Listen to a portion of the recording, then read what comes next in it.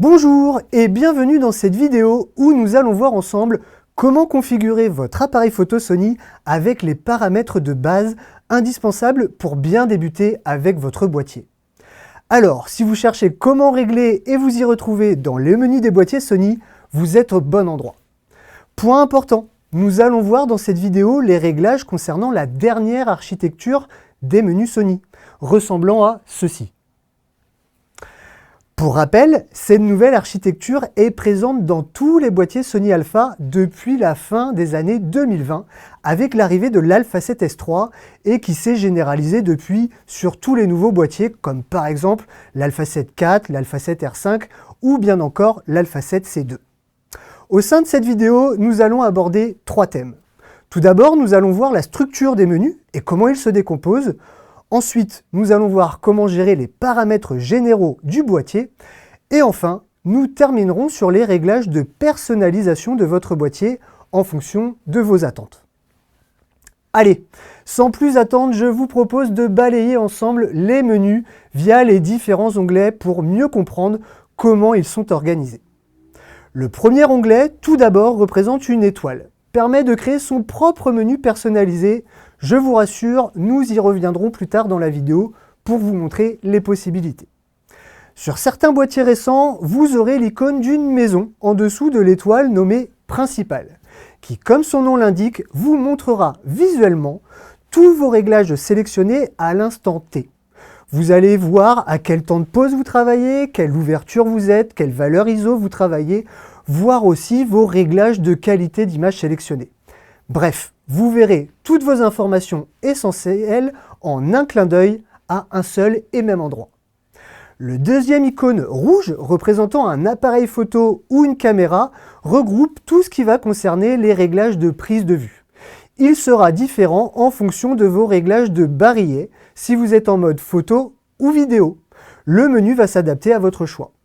En photo, vous aurez par exemple le choix de la qualité d'image, choisir entre le JPEG ou le RAW, le ratio d'aspect, activer le bracketing et bien d'autres choses. En vidéo, vous allez pouvoir choisir le format de fichier, en 4K ou en Full HD, les réglages audio ou bien encore votre support d'enregistrement. Le troisième icône rose va concerner les réglages d'exposition et couleurs, comme la balance des blancs, le mode de mesure ou bien encore tout ce qui se rapporte au flash.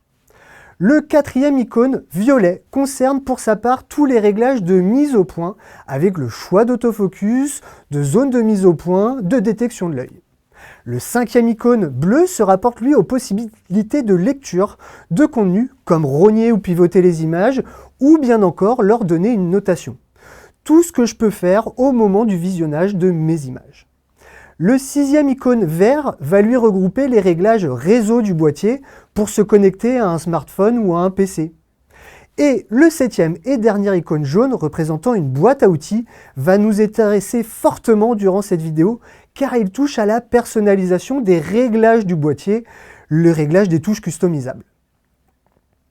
Maintenant que nous avons vu comment est composée l'architecture du menu, attardons-nous sur les paramètres généraux de réglage des boîtiers, donc sur l'icône de la boîte à outils de couleur jaune, et dans un premier temps, à une opération qui paraît anodine, dont je sais que beaucoup d'entre vous l'ont peut-être passé le jour de l'acquisition du boîtier, car trop pressé d'utiliser votre nouvel appareil.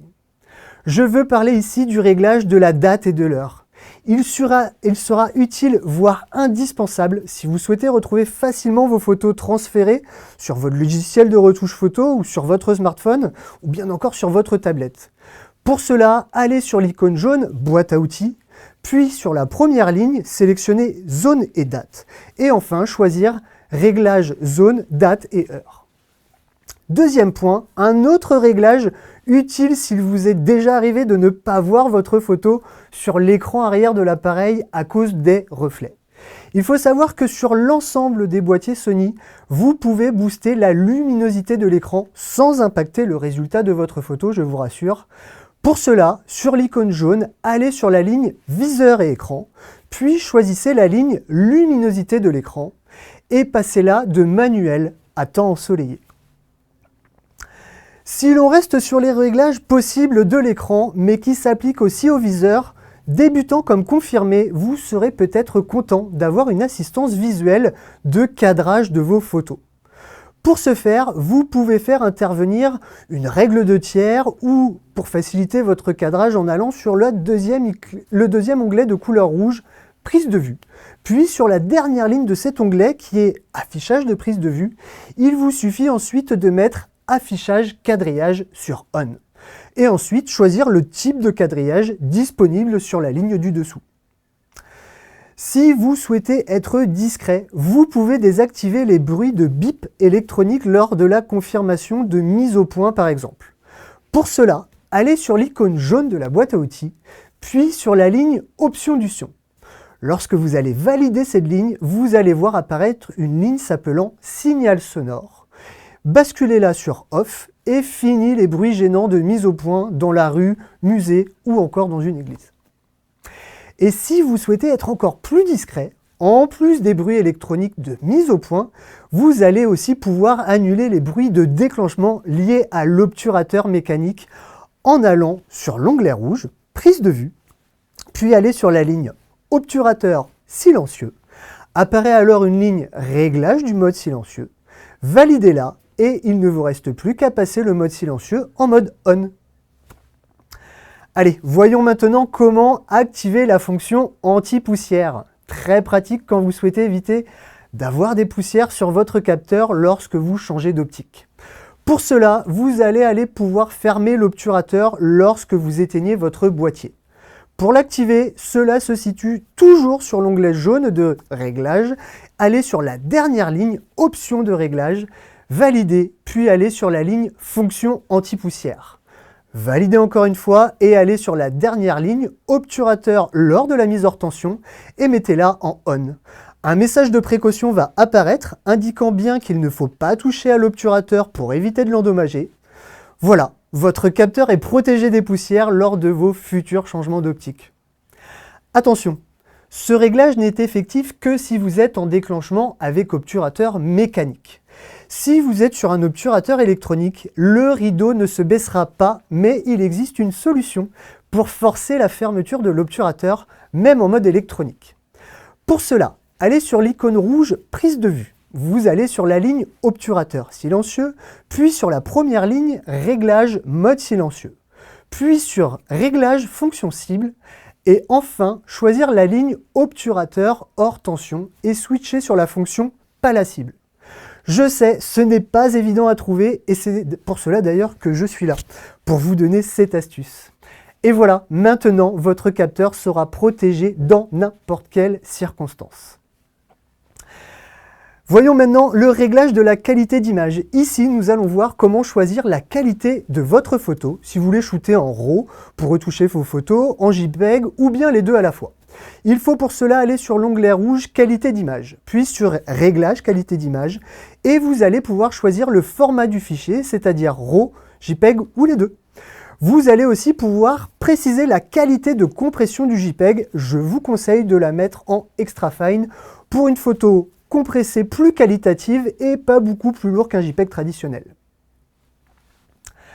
Abordons maintenant la dernière partie de cette vidéo et voyons ensemble comment paramétrer les réglages de personnalisation de votre boîtier.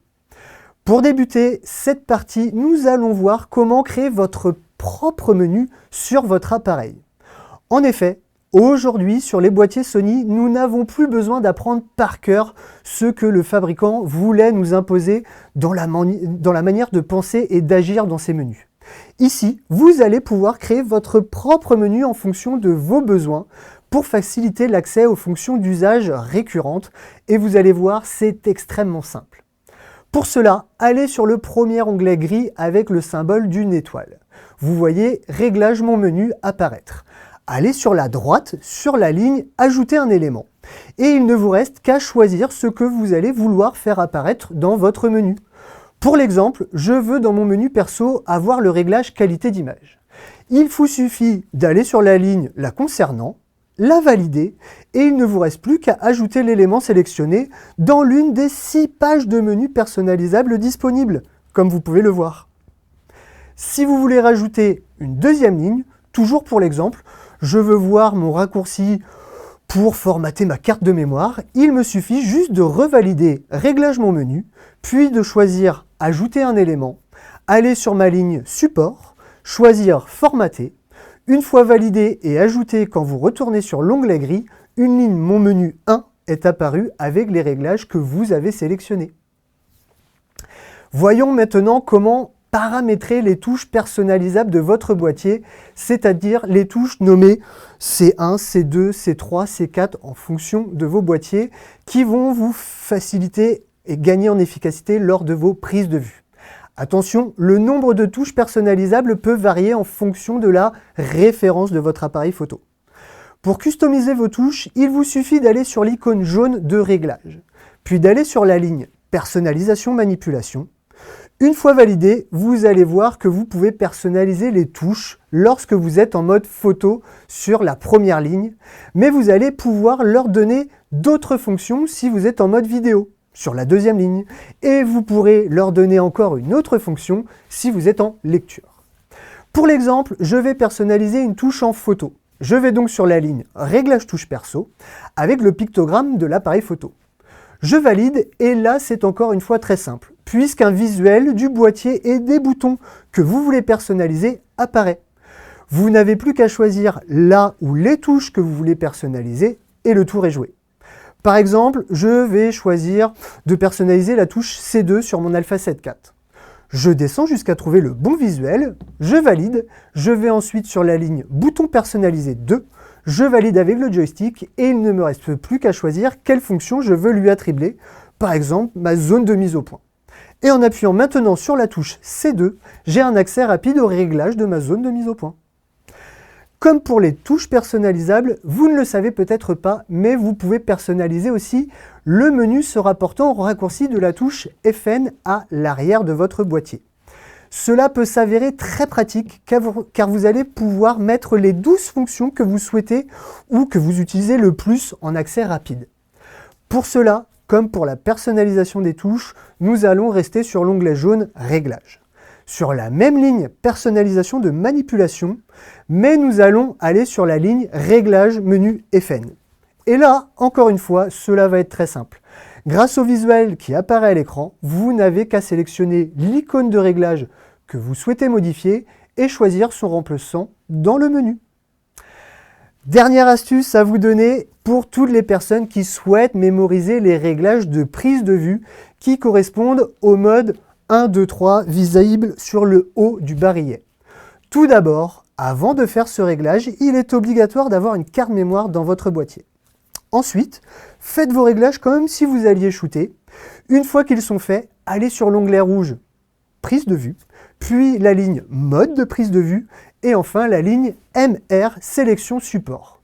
Une fois l'emplacement de votre carte mémoire choisi, allez sur la ligne du dessus, MR Mémorisation Réglage Prise de vue et sélectionnez le numéro souhaité. Voilà, cette vidéo touche à sa fin. Je vous remercie d'y avoir assisté en espérant qu'elle vous aura été utile. Il ne me reste plus qu'à vous souhaiter de très belles photos ou vidéos et je vous dis à très bientôt.